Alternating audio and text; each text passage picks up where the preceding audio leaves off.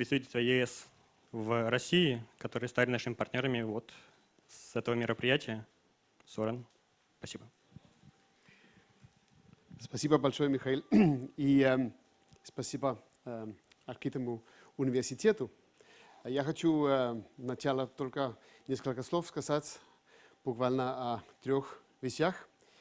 Сначала, конечно, о Открытый университет. Мы очень рады, что мы продолжаем наше партнерство. Начали в прошлом году. Я думаю, что это великолепная инициатива здесь, в Питере.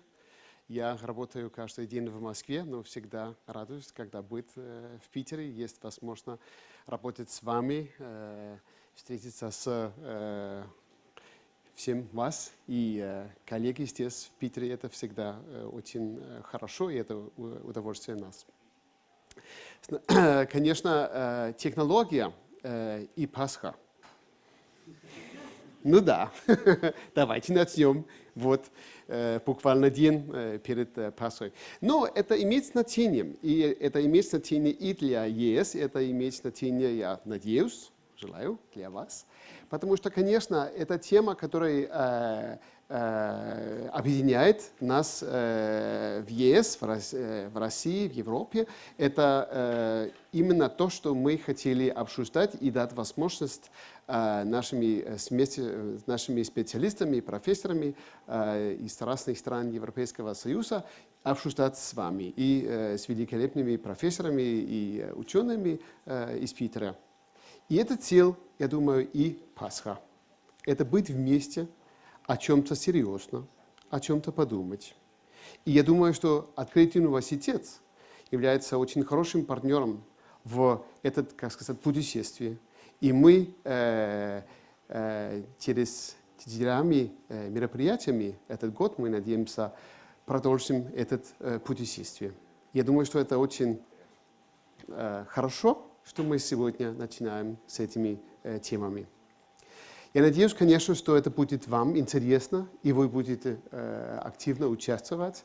Это наше желание, это наша, как сказать, цель, когда мы работаем вместе с Открытым университетом. Это просто узнать, обсуждать и способствовать этот диалог, который нам столь важно и интересно.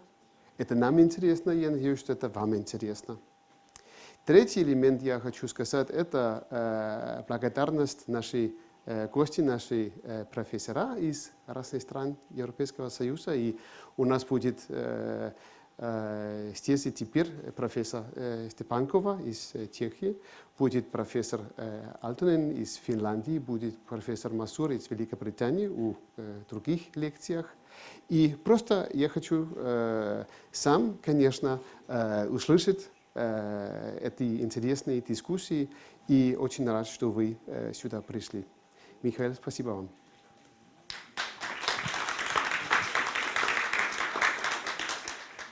И я сразу представлю нашего первого спикера. Это Ольга Штепанкова, профессор прикладной кибернетики Чешского технического университета. И она расскажет нам о том, как технологии уже сейчас меняют медицину и уход за пожилыми людьми и пациентами. Аплодисменты. Здравствуйте, дорогие друзья. I'm afraid I will have to give the talk in English because I have studied Russian language, but I'm not able to give a talk. So let me start just in the middle, because the question I am expected to answer is how technologies can contribute to improvement of medical and health care and social care. Well, all of us know that technology made an immense impact on the way the healthcare is provided currently. All of us know that pacemakers restore normal function of heart that has been diseased. Cochlear implants mediate sound to the people who are deaf. Artificial joints are used as spare parts to replace the joints that cause enormous pain, and the people with artificial joints can even do some sport activities. Well, and even more amazing are the artificial limbs, which we can see during Paralympic Games. So, of course, high-tech technology can contribute immensely to improvement of human health. But there are not only these highly acknowledged and well-known solutions. We can see even much simpler applications of technology for improvement of personal condition. Quite an interesting application is that related to using eyes to control computer. Of course, for whom this could be useful? Well, of course, it is useful for all those who can't use their hands, and namely for the persons who are paraplegic, for example, because they have no other way how to communicate with the computer and sometimes even with the world, because they lost even the possibility to talk.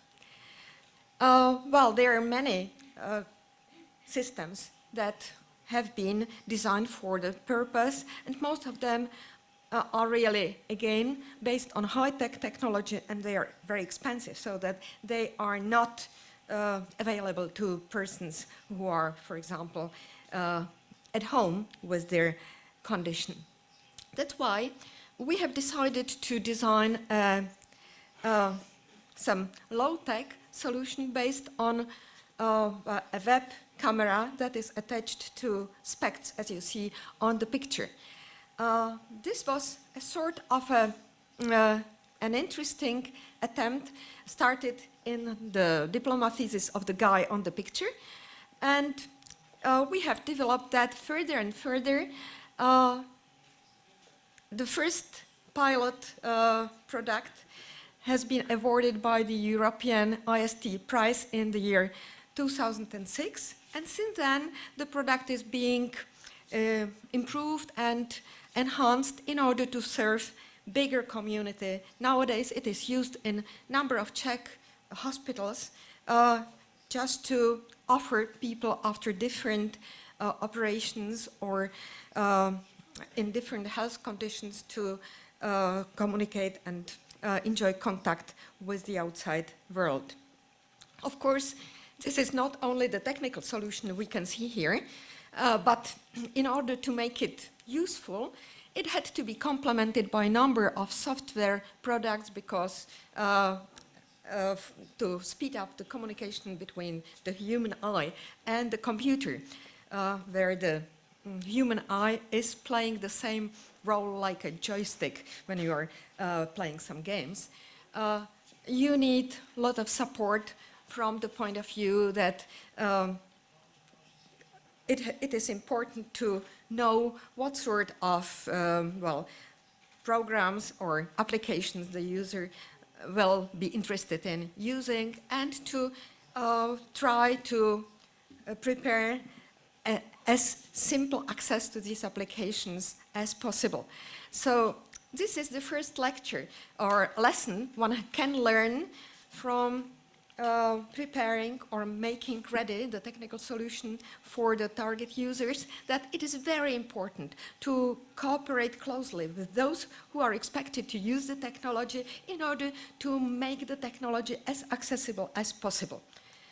Later we have even tested this same solution in order to control a wheelchair.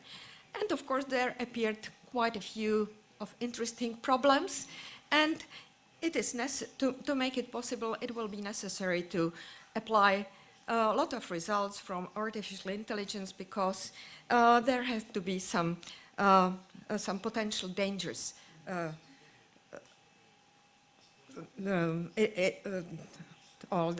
It is important to get rid of some potential dangers that are related to that.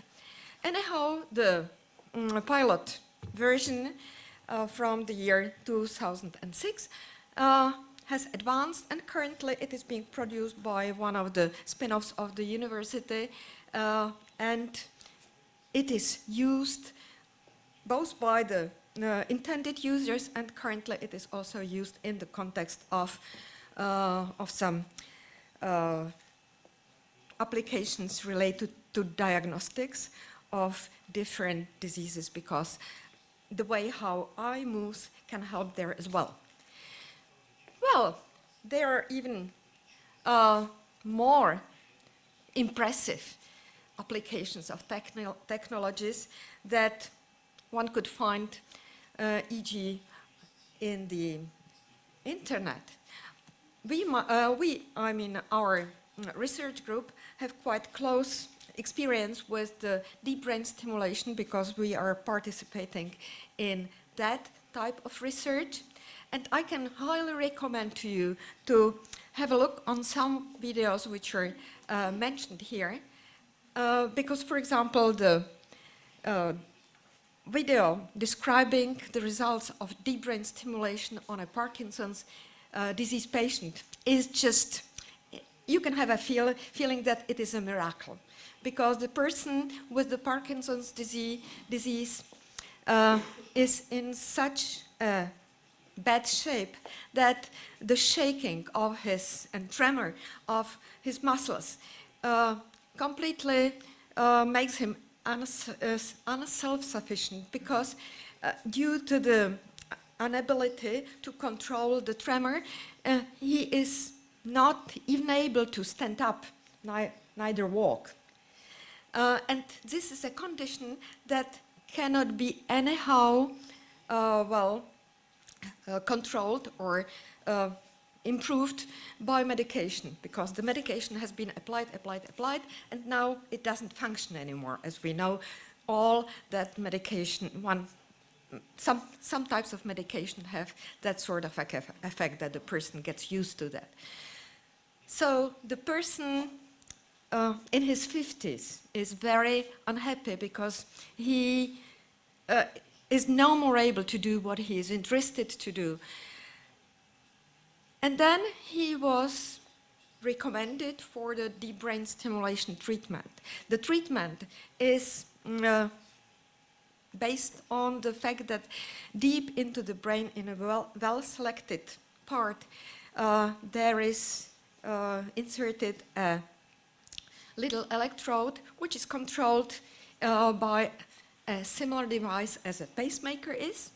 And when you switch the electrode on, so it produces the current, then you can see that this completely changes the scene, because the person who had a terrible tremor, when he switches, because he can control the pacemaker for this device himself, as soon as he triggers it, he just is in complete quiet, he stands up, and he can even dance.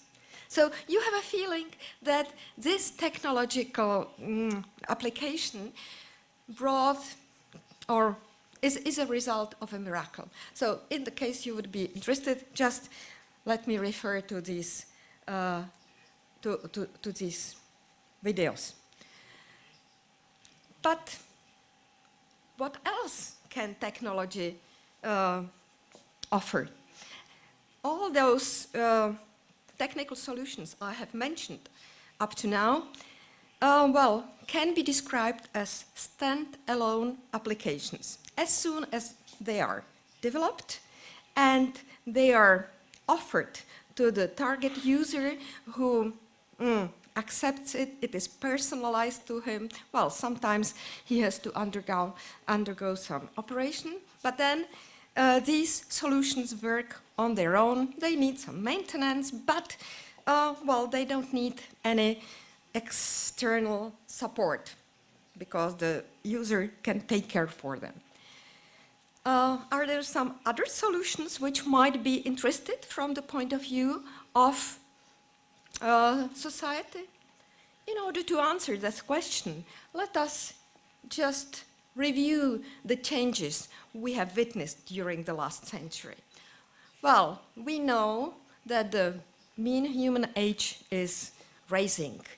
A lot of us lead really sedentary lifestyle. We don't move enough. On the other hand, there are many youngsters who are in love with all these very risky activities that might lead to very dangerous situations. Besides the sedentary lifestyle, we have often quite bad eating habits that also do not add to our healthy stage. So what we can observe is that significantly more persons or percentage of persons who are not totally self-sufficient is rising in the society. These persons can have either a handicap caused by the, accident. For example, car accidents cause quite a lot of problems. The person can have chronic health conditions like diabetes or a condition after stroke. And of course, the rising age doesn't add to our health being.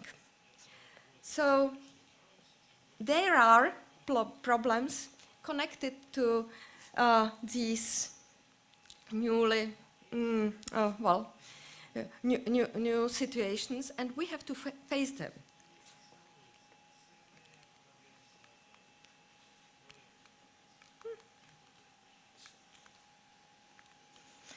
Well, how can we face them? I'm afraid it doesn't work. oh, yes, it was. So let us concentrate on one of those. Diabetes mellitus is currently considered to be sort of pandemia of the 21st century. Why?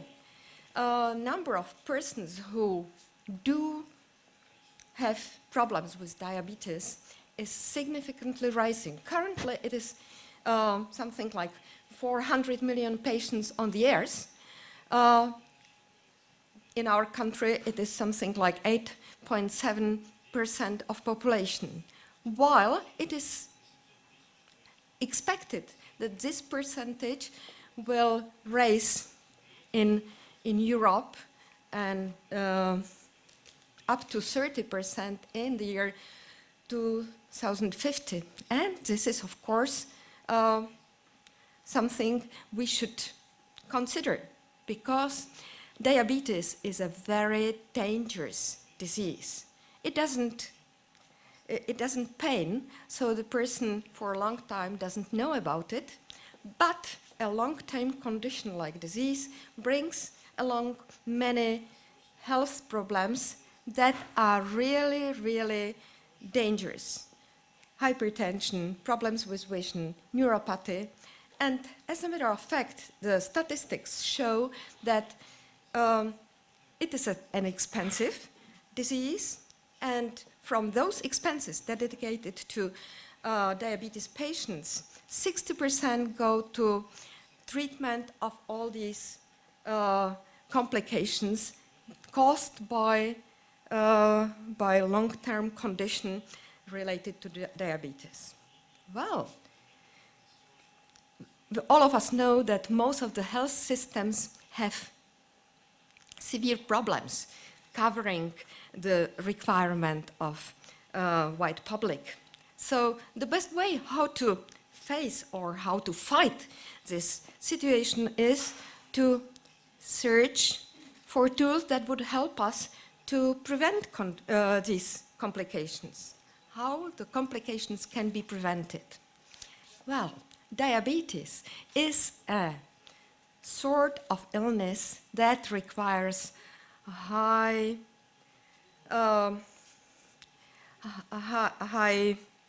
ability to follow the guidelines, to observe your personal conditions and react to them immediately. So the diabetes requires a lot of self-attention, and what is required from the person has to observe his glycemia, his blood pressure, of course also weight and other conditions. The person is not only requested to take the data, but he or she is requested to put the data down, to remember what was the glycemia a week ago, yesterday, today in the morning. So the person is requested to do a lot of administrative steps. Well, but we know about other persons who are very well aware or who want to know exactly what was their outcome during training, how quickly they ran up this hill a week ago, yesterday, today. Who are these persons? Well, the sportsmen, either sportsmen who are really active, but also most of you who are interested in improving your physical condition. So what you're using for that to monitor your physical outcome? Everyone knows quite well those bracelets or smartphones that are able to collect all the information about how many steps did you walk that day and what was your heartbeat during different periods of the day. Well, if this is available to general public, why not to use the same solution for persons with diabetes? And this is exactly what has been suggested and what is very well accepted by the diabetic patients, because besides all these physiological data they have to collect, what for?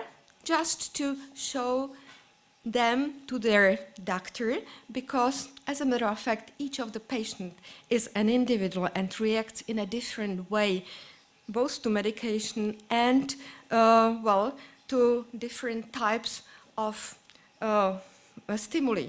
So the patient himself or herself has to learn how to respond to different stimuli that might be also stress factors and all that. So this adjustment to the way how the patient should react and what is expected from the patient when he is measuring the glycemia, when he knows what or she knows what was the food income during last hour and what is expected to be taken in the next hour, he can or she can estimate amount of insulin that is necessary to ensure a stable level of glycemia in his blood. So the person himself has to be responsible for the level of the glycemia by applying the insulin. So it is sort of a rather demanding disease where you have to know a lot about the condition itself and about reactions of your own body. So all what is being put down, the data that are collected, are then presented to the doctor who evaluates them rather quickly and suggests some improvements of medication if he finds it as important. So now the smartphone stepped in and most of these administrative steps the person had to take can be left to the smartphone, and the person can more concentrate on the correct reaction.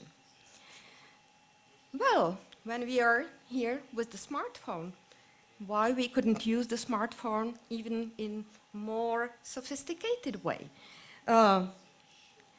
Let's review how to cope, what are the basic steps when you have to learn how to cope with the diabetes, and when you see how demanding it is to measure glycemia, evaluating of eaten food, the contents, its calories, carbohydrates, etc., estimating the necessary amount of insulin, and, well, master all the know-how how to react to hyper or hypoglycemia, then you see that this is an enormous problem for kids. And there are many kids who suffer from diabetes. About 10% of all those who suffer from diabetes have diabetes of type 2, and these are the kids. So in order to help the kids to adhere to the recommended therapy and to learn how to fight their disease, it would be very helpful, again, to use the smartphone, and what the kids love best are the games. So, as a matter of fact, the very handy solution is to, to use computer games that will somehow help monitoring of all the data, and of course, during the game, the child can be rewarded not only for correct actions, but also for the activities the child was expected to do during the day. Measuring was done correctly, there were data about food inserted, and all that. And moreover, the game can help the child to react quickly to the condition which might be of dangerous type.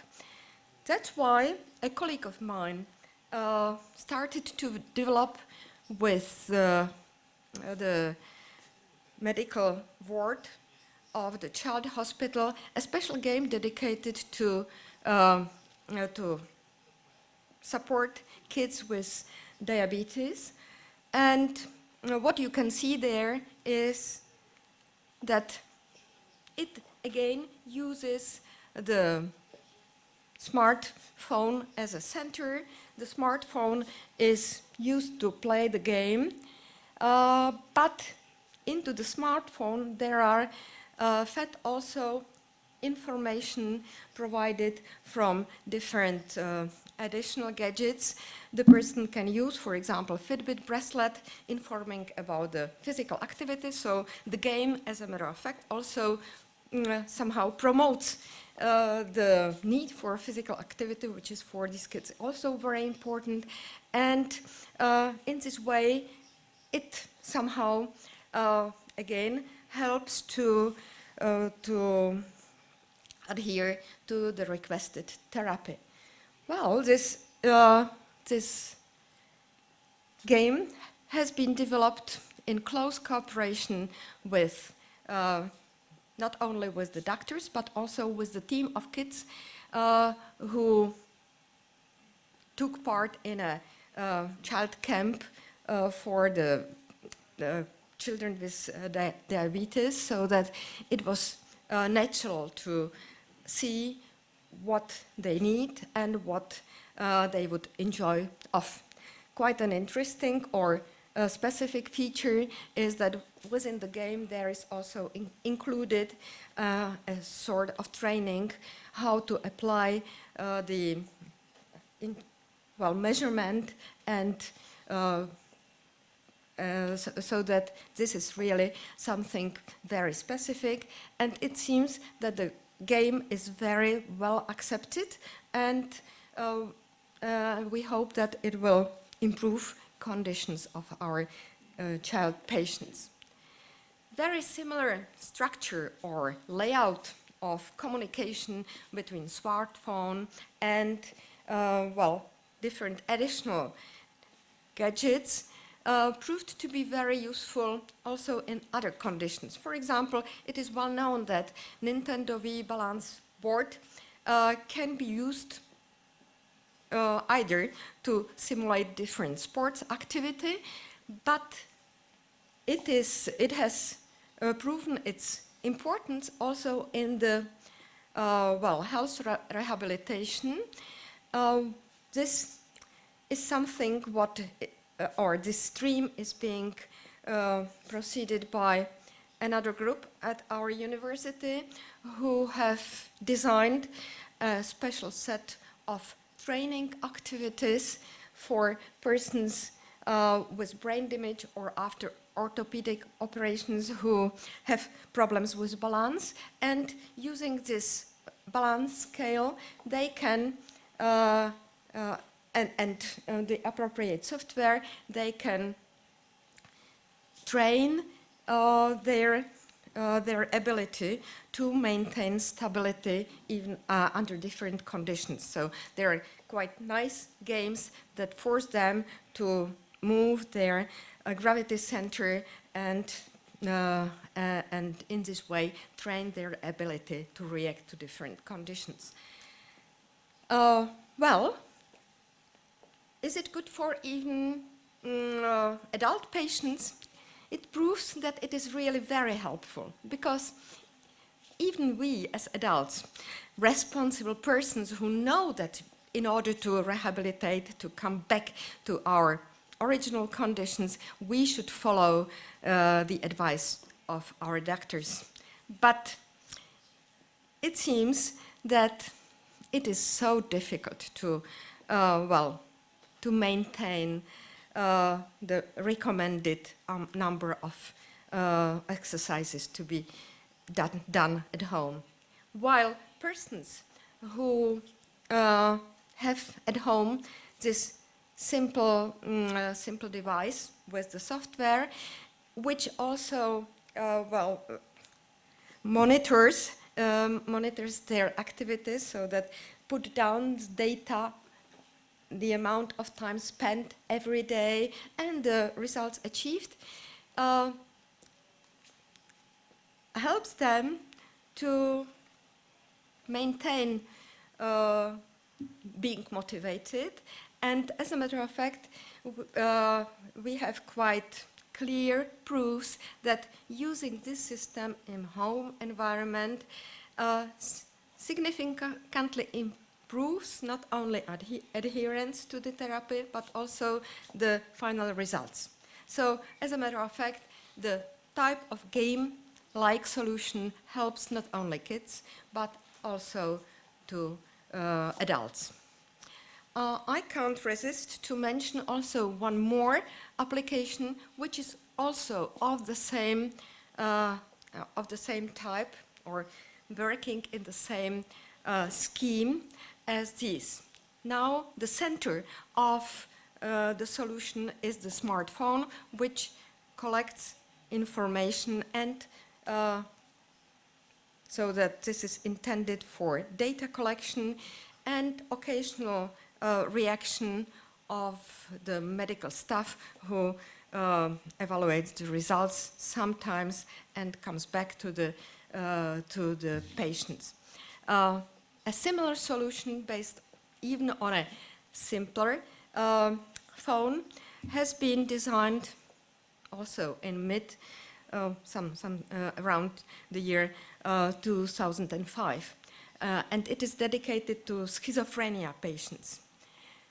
All of us know that schizophrenia is a life condition. It is not a sort of disease that will come and go. You have to live it for lifetime. And it sometimes comes back.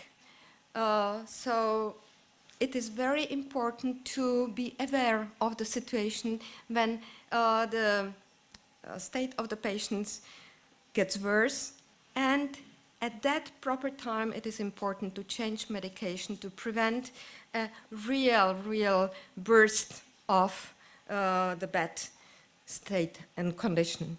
And in order to be sensitive to the small changes in the mood of the person, proved to be very useful just if the patient was asked to answer a simple questionnaire with 10 questions by sending a SMS, short message via phone mobile phone to the medical center, because there was collected his type of answers for a long time, and the computer was able to evaluate and identify small changes in, or important changes in the way how the person was reacting.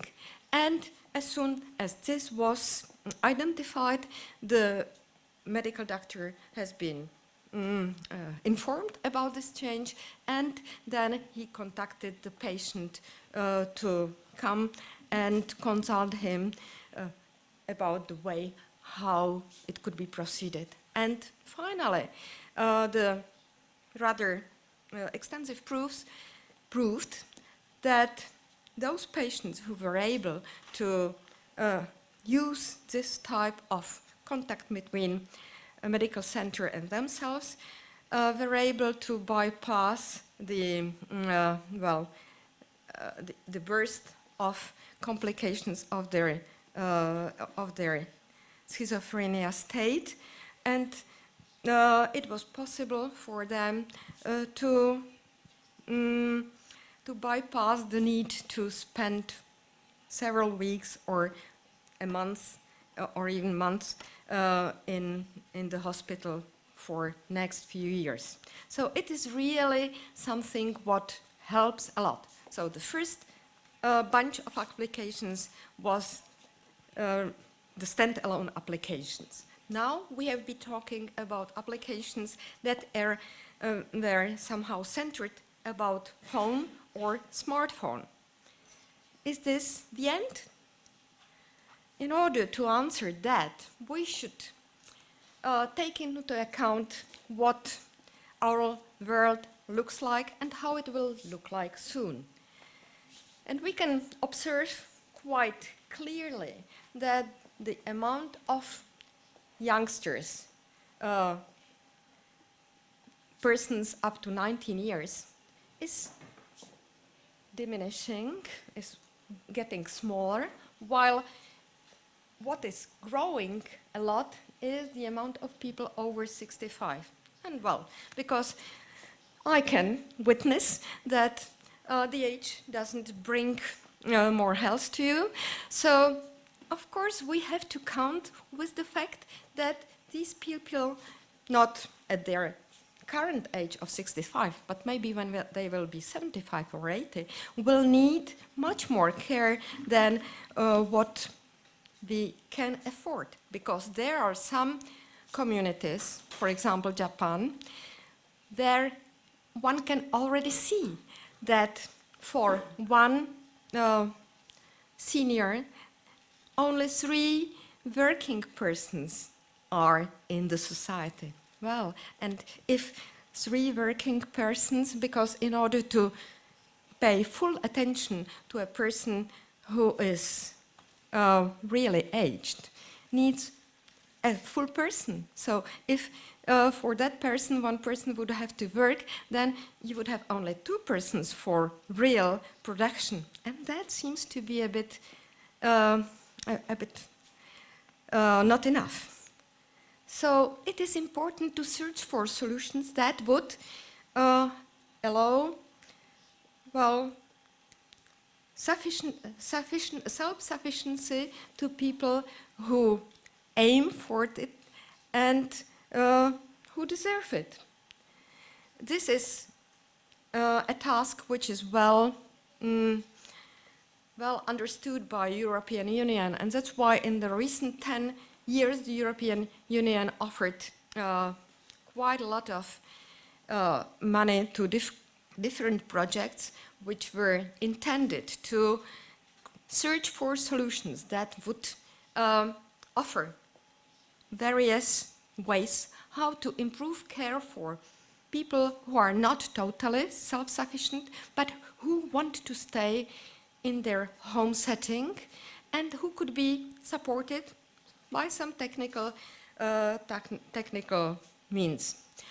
I had a chance, or our department had a chance to participate in 2 of projects like that. One of them was SPES project, referred to here. And we have been in very close contact with the Vienna team that decided to work in or to design a solution for persons with dementia. Well, all of us know that Alzheimer is another danger of the 21st century. So, of course, we have to face that danger and be ready to provide support. Well, there are many things which might help those persons, but first of all, what is needed is some sort of orientation support, because these people, because they are not totally aware of the place where they are, sometimes need continuous orientation support if they tend to be lost, and well, they can be helped if this is recognized quickly. Further, there is a need for preventing dangerous situations, for example, in the household, because being a bit, forgetting about some of the needs, the persons tend to forget to switch on, for example, gas in the kitchen or water in the bathroom. So it is important to pay attention to all the household things. And there are many other things which might be of help. For example, some brain stimulation games that would be helpful as well. Well, when we see here, what is highlighted is that we will need an online support. The former solutions were dedicated to collecting data, mediating them to doctors, but now we will need an online support. All these observation of what is happening in the household, what the person is doing, where the person is, all this can be solved by the current technology, which is being used by all of you. GPS information will provide information about where the person stays, and if there is an online support, then this support can be informed about the problem appearing and provide immediate intervention, either by phone or by physical attendance. So this is the difference compared to the former solutions, because now we need, or we can offer a solution that might be extremely useful, but that relies on quite a lot of equipment, and first of all, on personal participation 24 hours a day, 7 days a week. And this is demanding. Of course, this is something what one has to pay for, and who should pay that? The society has to understand that this is a way forward, because if we prevent all the bad falls which can happen to the elderly, we will spare money for better care for those who need the health care. But as a matter of fact, this is the final slide of my talk, which wants to point that technology, current technology, offers great options provided non-technical tasks can be solved. And what are the non-technical tasks we have to face? The true success of suggested health and social care solutions rely on great support of the community, because they can be really implemented only provided a necessary ecosystem, safely connected health and care professionals with informal carers can be created. But of course, what we need is to suggest the way how all that is financed. So there have to be designed new business models for this type of services. This type of services will get changed very quickly and improved regularly as the technology advances. So this will be further complemented by continuous creation of best practices, and also in order to show the efficiency, cost efficiency of these solutions, there will have to be provided information about cost efficiency and also monitoring compliance of the patients. So we have seen that in the beginning a lot of research was necessary to provide nice and very effective standalone solutions. Later, when we have decided to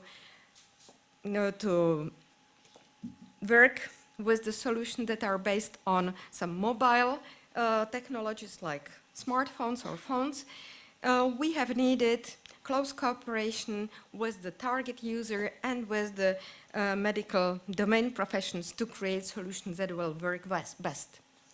And in this later stage, when we need online monitoring of a certain set of patients, then we need close cooperation not only with the target users, medical health professionals, but also with the economists, with the society as a whole, because in order to make this true, we will need a change in our health system and in our, security precautions.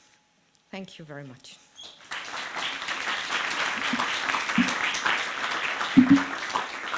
Спасибо, Ольга. Вопросы, буквально 2 вопроса. Да, вот сзади вопрос.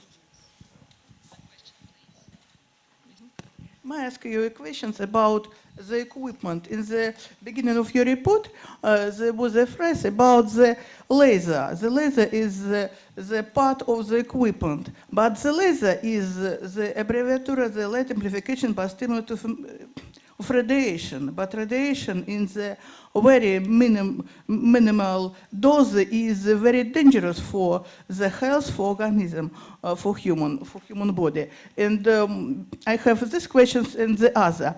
You have the title of your report is about cybernetic technology.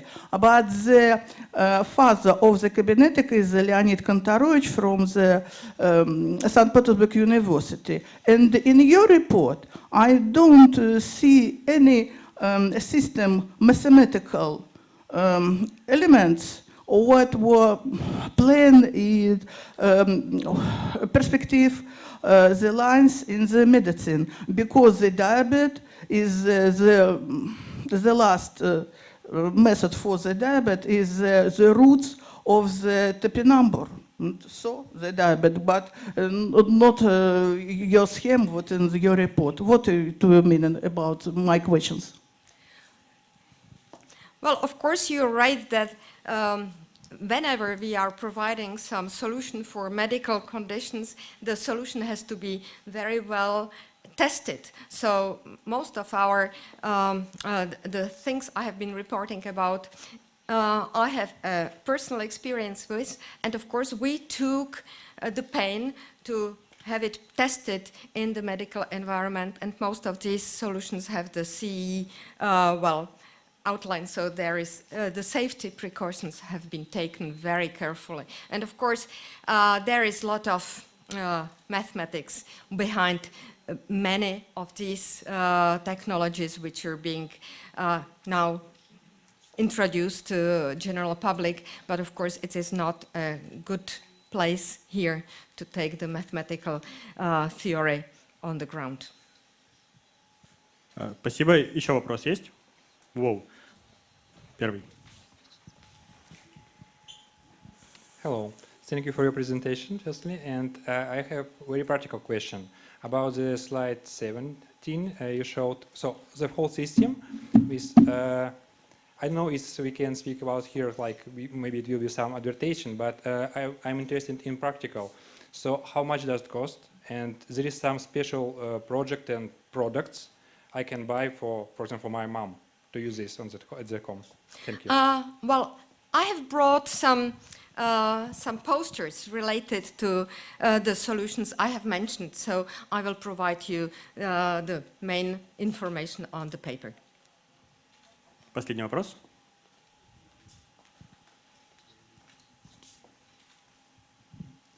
The last part was about business. Do you have any information about the size of the market for this kind of solutions? How much money worldwide was paid last year for this kind of things? This is a very interesting question, and the problem is that the single solution cannot be easily transferred from one country to the other. I know that, for example, UK is massively investing in the personal health care in home environment supported by different mobile solutions. So they have invested a lot, and they are expected to produce a report about the financial reward provided for that in year 17. So I have read a lot of reports related to that, but mostly they are sort of, pilot projects that are dedicated to several dozens of people. But on the other hand, I can confirm that, for example, one of the Czech companies is now providing telehealth care in Brazil. And there is a huge amount of interest for that because they, their current solution is more on the side of the mobile collection of data and their interpretation. But anyhow, the market in Brazil is great. So, of course, unless it would not be of interest for them, they wouldn't probably do that. So it is very difficult to provide, clear data. And I know also about quite an interesting business model which has been designed by non-profit company we have been cooperating with in one of those projects. And this is quite an interesting issue because this originally has been a non-profit company dedicated to care for people on the wheelchair. And because most often, or quite a great deal of their customers were youngsters, people in their productive age. So they have tried to search some job for them to let them feel that they are, useful part of the society. So those of them, they have created some sort of a shuttered environment for some work, but for those of them who were able to work with computer, they have decided to establish the monitoring for other disabled persons. So as a matter of fact, first they were contacted by the disabled. Some of those were educated to become carers. They can do the care in their homes because they do the care through the internet connection. They care for people who are in similar conditions as they are, so they are very, empathetic. They understand the needs. And as a matter of fact, the company now has about 50 people and cares for about 100. So it's quite an impressive business model, but there can be many others. It's up to us to come with the appropriate solutions. Спасибо большое. Спасибо, Ольга. Если есть вопросы, то вы можете задать их Ольге в фойе. У нас 10 минут перерыв. Если вы уходите, то, пожалуйста, дайте синхронный перевод. Если вы не уходите, вы можете взять его пока с собой. Маленький комментарий перед перерывом.